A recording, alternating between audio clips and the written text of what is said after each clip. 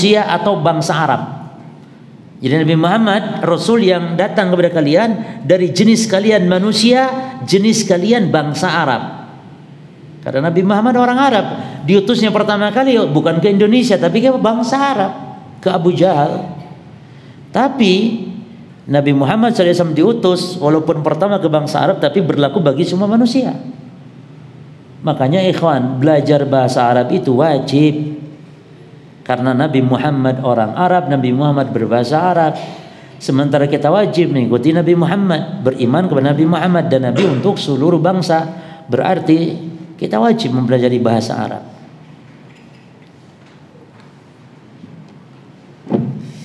Karena itu bahasa Al-Quran, bahasa hadis Nabi, bahasa para sahabat, bahasa para ulama. Ya. Makanya para ulama walaupun bukan orang Arab, mereka pada jadi ulama. Imam-imam ahli hadis itu semuanya kan bukan orang Arab. Imam Bukhari bukan orang Arab tapi orang Uzbekistan, orang Bukhara, orang Soviet. Orang apa Soviet itu namanya? Rusia ya. Imam Bukhari orang Rusia loh. Kok jadi imam? Iya. Lah kita Indonesia masa nggak ada yang jadi ulama yang mengarang kitab dengan berbahasa Arab. Alhamdulillah sudah banyak juga. Cuman tidak menjadi imam seperti sekaliber Imam Bukhari. Nggak ada yang bisa ngalahkan Imam Al-Bukhari untuk zaman kita sekarang. Imam Muslim juga orang Naisabur, bukan Arab.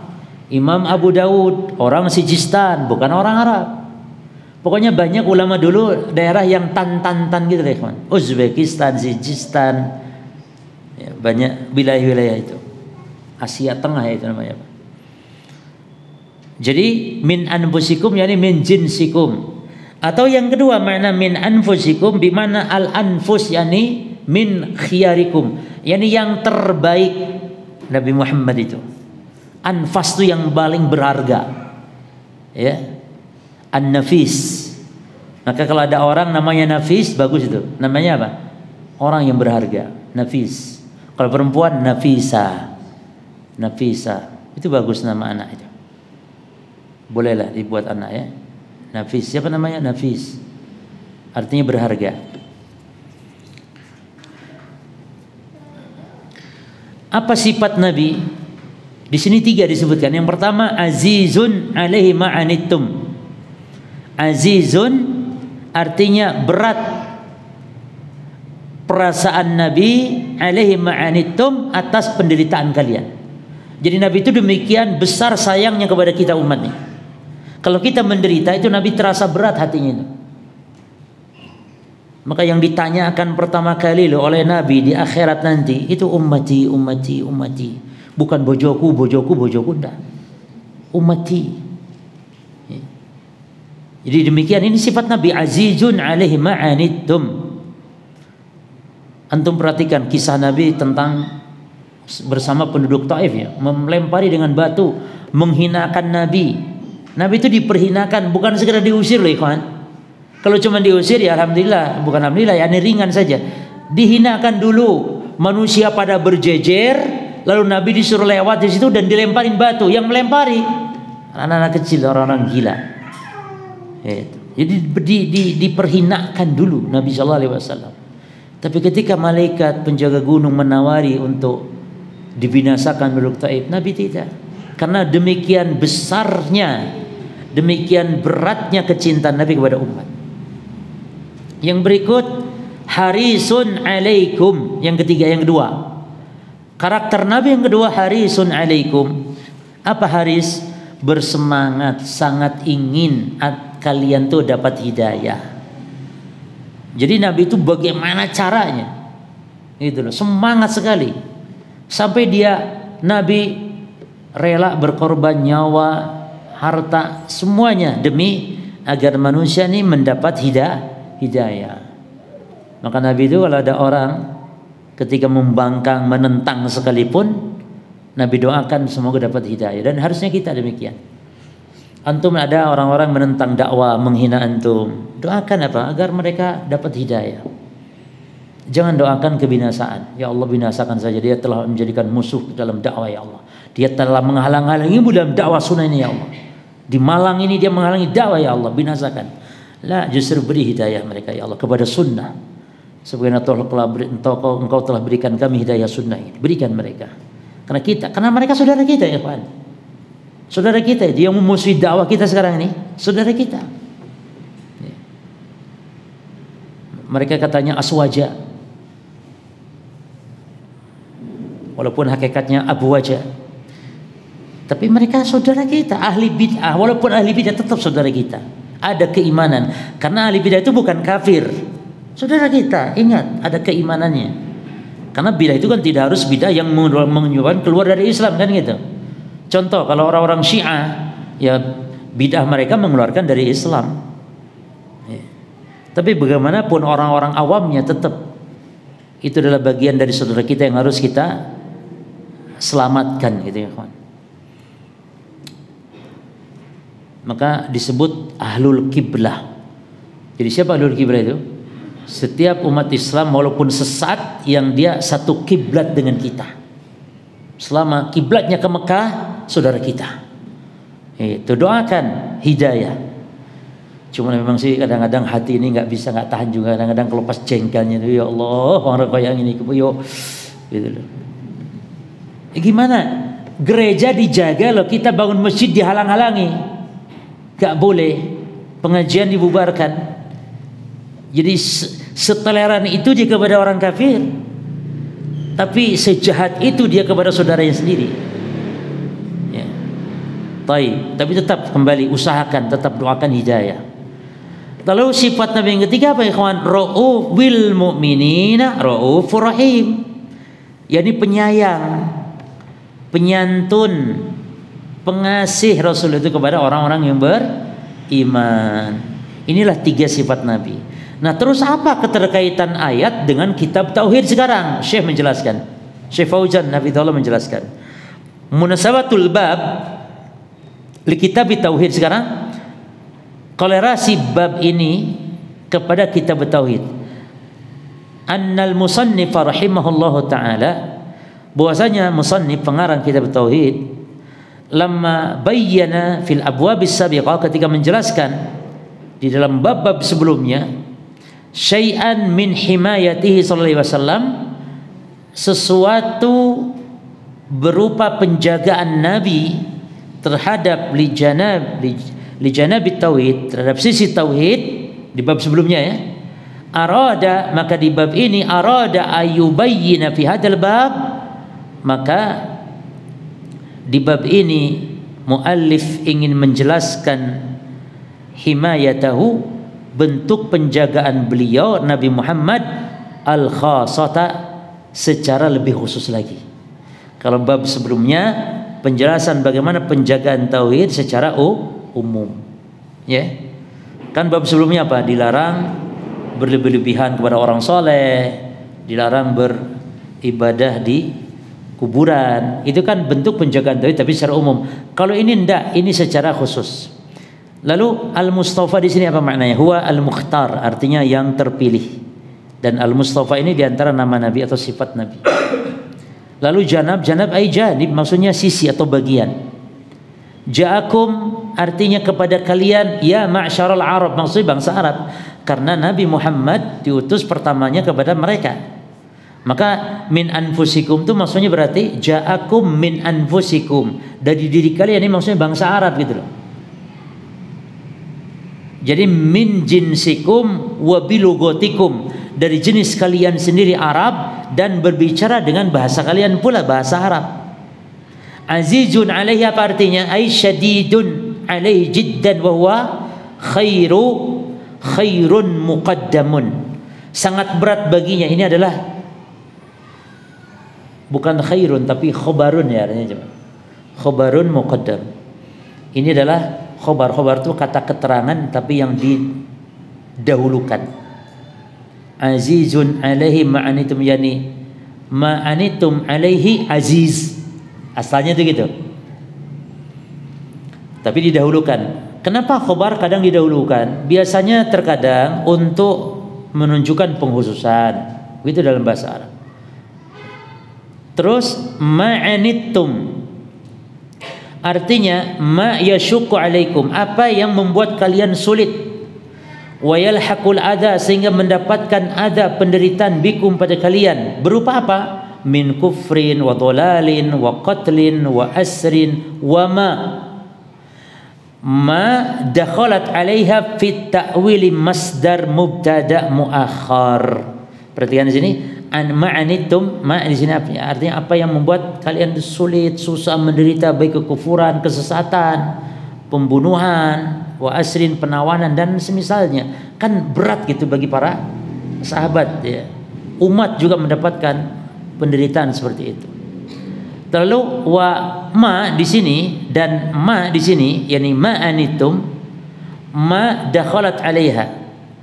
Ma di sini masuk fi ta'wil masdar, berbentuk yakni masdar yang atau menunjukkan berbentuk masdar yang ditakwil, dia sebagai mubtada yang diakhirkan.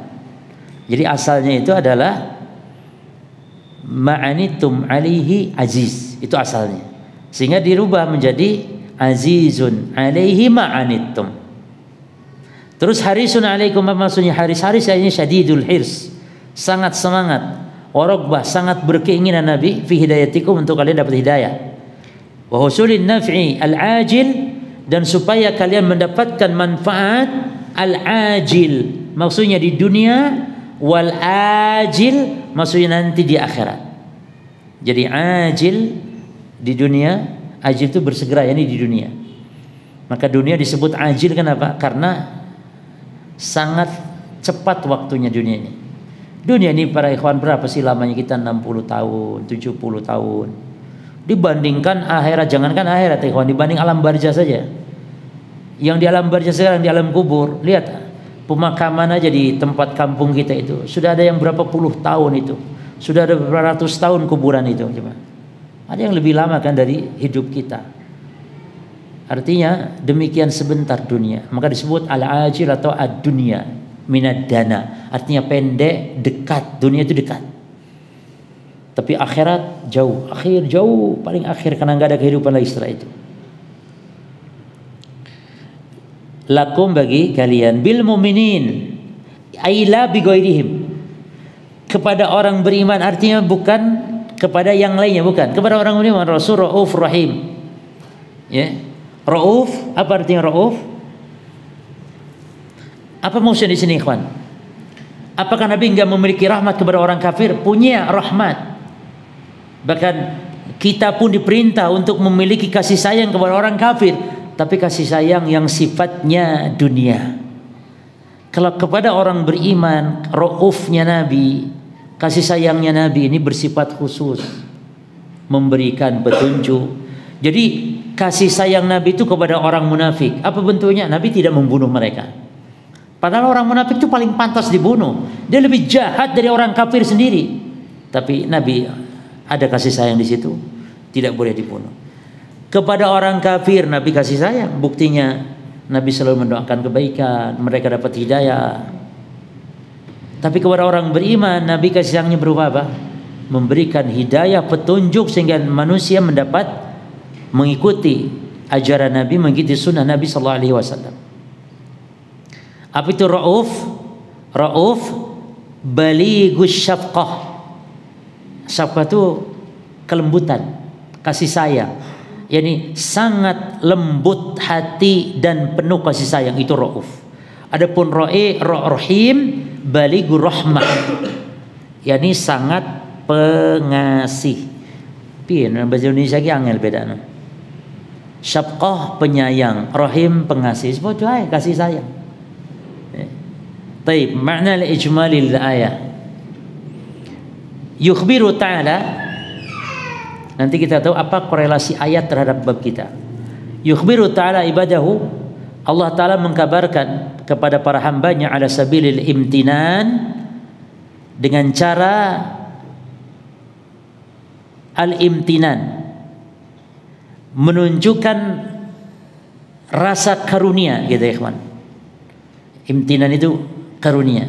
Yani Allah menggambarkan kepada kita para hamba dengan bentuk menunjukkan adanya karunia, annahu bahwasanya Allah ba'atsa fihim telah mengutus ke tengah-tengah kita para hamba Allah rasulan, seorang rasul yang aziman, yang demikian agungnya. Jadi nabi itu demikian agung, akhlaknya demikian, wa innaka la'ala khuluqin azim, gitu. Mulia, min jinsihim dari jenis mereka, wa bi lughatihim dan dengan lugah bahasa mereka, yasyukku alaihi jiddan ma yasyukku alaihim. Rasul ini sangat merasakan kesulitan apa yang mereka rasakan berupa kesulitan. Jadi kalau hamba, yani kalau manusia mendapat kesulitan, Rasul juga merasakan kesulitan itu. Ini kan bentuk kasih sayang juga Rasul. Wa yudhihim ma yudhihim, beliau terluka apa yang dialami mereka berupa luka.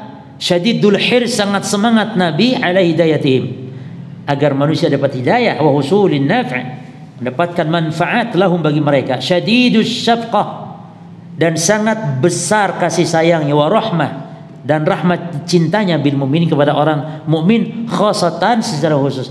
Jadi disebutkan dulu secara umum, baru kemudian Nabi juga memiliki kasih sayang secara khusus.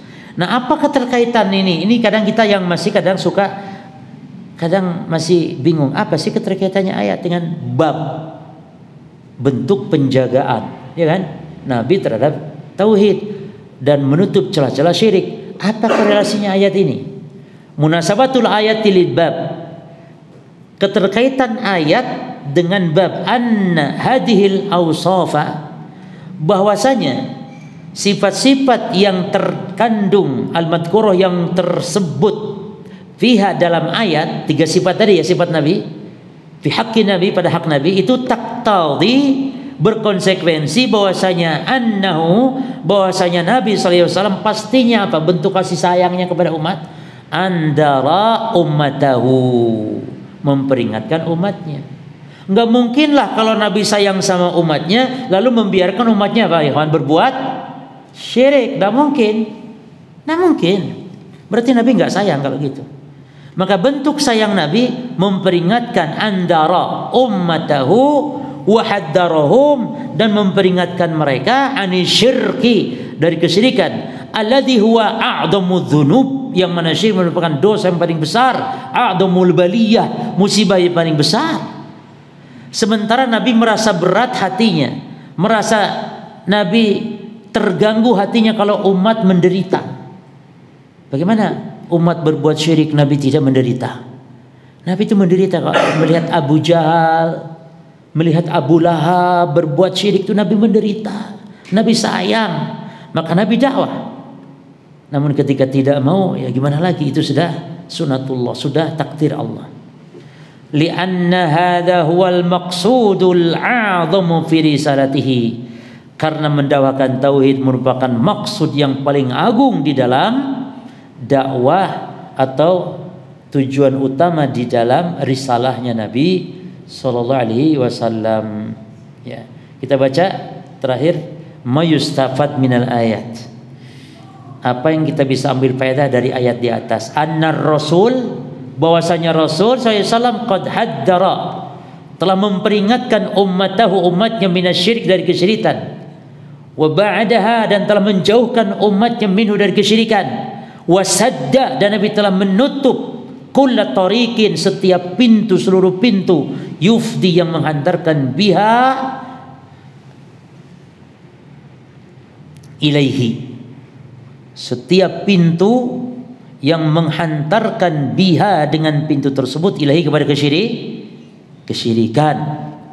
2. At-tanbihu, ayat ini mengingatkan kita ala ni'matillah, terhadap nikmat Allah ala ibadi, kepada para hambanya. Dengan apa nikmat Allah kepada hamba dalam ayat tersebut? Biirsali hadar rasulil karim, dengan diutusnya Rasul yang mulia ini, ilaihim, kepada manusia, wa kaunihi minhum, dan termasuk Rasul dari kalangan mereka, bukan dari jin. Bayangkan ya, Rasulnya dari jin, piye cara dakwah, tapi Rasul dari kalangan manusia itu sendiri dengan bahasa mereka. Bayangkan kalau Rasul bahasanya bahasa yang tidak dipahami juga, bahasa yang dipahami. Abu Lahab, Abu Jahal paling ngerti bahasanya Rasulullah sallallahu alaihi wasallam. 3. madhu nasabir rasul fahuwa min somimil Arab. Pujian atas keturunan Rasul fahuwa min somimil Arab, yang dia berasal dari somim, keturunan Arab, wa asyrafuhum, dan yang paling mulia, baitan wa nasaban, dari sisi rumah atau keluarga, wa nasaban, dari sisi nasab. Dari mana diambil tadi? Dari firman Allah, min anfusikum. Karena di dalam tafsiran yang lain kan anfusikum dari yang paling mulia, jenis kalian. Berarti ini juga termasuk pujian kepada bangsa Arab gitu, yang mana merupakan nasabnya Rasul. Maka menghina Arab itu hati-hati. Menghina Arab bisa jadi menghina Rasul. Itulah. Jadi dirinci bagaimana hukum menghina Arab. Menghina Arab kalau ini maksud menghina Rasul karena Rasul orang Arab, nah, maka kekufuran. Tapi kalau menghina orang Arab lain, yang bukan Rasul lain, termasuk dosa saja, dosa besar karena Muslim kan, orang Arab Muslim. Yang keempat, rabi'an bayanu ra'fatihi wa rahmatihi bil mu'minin. Penjelasan tentang kelembutan dan kasih sayangnya Rasul kepada orang-orang yang beriman. Kepada orang kafir juga Nabi sayang, tapi kepada orang beriman Nabi memberikan kasih sayang secara khusus. Khamisan, yang kelima, fiha dalilun, ayat tersebut menjadikan dalil atau bukti ala ghildatihi wa shiddatihi, atas ketegasan dan kekerasan alal kafirin wal munafikin, yakni sikap tegas dan sikap keras kepada orang kafir dan orang-orang munafik. Itu jemaah. Dari mana diambil dari ayat tadi? Ya.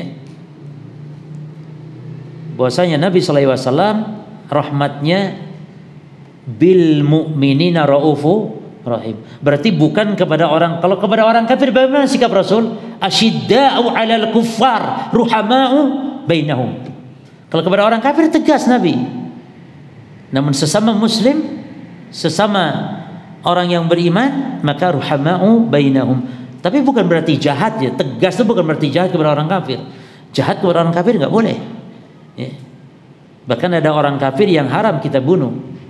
Bahkan irham man fil ard, sayangi setiap makhluk yang ada di bumi termasuk orang kafir. Yarhamkum man fis sama, zat yang di langit akan menyayangi kalian. Jadi irhamu man ini kan kata yang menunjukkan yakni keumuman. Tapi cukup insyaallah ya. Nanti masuk di hadis tentang bagaimana upaya Nabi mencegah kesyirikan, menjaga tauhid dengan cara kita dilarang sholat di kuburan dan dilarang menjadikan rumah seperti kuburan. Maknanya berarti baca Quran itu di rumah, bukan di kuburan. Nabi melarang baca Quran di kuburan, Nabi melarang sholat di kuburan. Ini sebagai bentuk penjagaan terhadap tauhid. Wallahu taala alam. Naktabi bihadzal qadar. Subhanakallahumma bihamdika asyhadu an la ilaha illa anta astaghfiruka wa atubu ilaik. Assalamualaikum warahmatullahi wabarakatuh.